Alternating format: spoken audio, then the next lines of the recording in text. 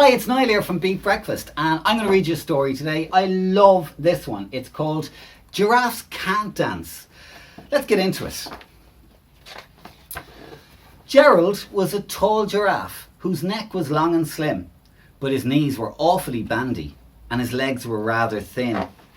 He was very good at standing still and munching shoots off trees, but when he tried to run around, he buckled at the knees. Now, every year in Africa, they hold the jungle dance, where every single animal turns up to skip and prance. And this year, when the day arrived, poor Gerald felt so sad, because when it came to dancing, he was really very bad. The warthogs started waltzing, and the rhinos rock and rolled. The lions danced a tango, which was elegant and bold. The chimps all did a cha-cha with a very Latin feel, and 8 baboons then teamed up for a splendid Scottish reel. Gerald swallowed bravely as he walked towards the floor, but the lions saw him coming, and they soon began to roar. "Hey, look at clumsy Gerald," the animals all laughed. "Giraffes can't dance, you silly fool. Oh, Gerald, don't be daft." Gerald simply froze up. He was rooted to the spot.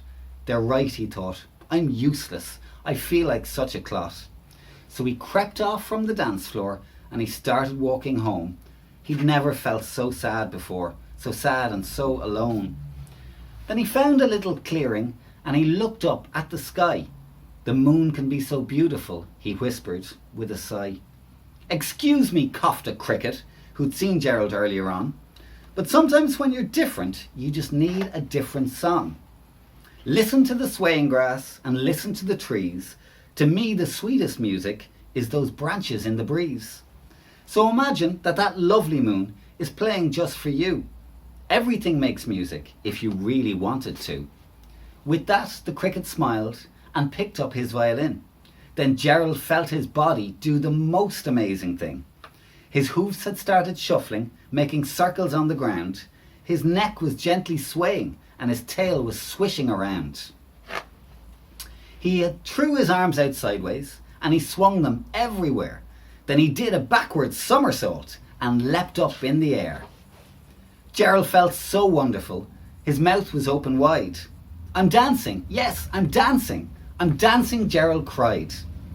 Then one by one, each animal who'd been there at the dance arrived while Gerald boogied on and watched him, quite entranced. They shouted, "It's a miracle! We must be in a dream. Gerald's the best dancer that we've ever seen. How is it you can dance like that? Please, Gerald, tell us how."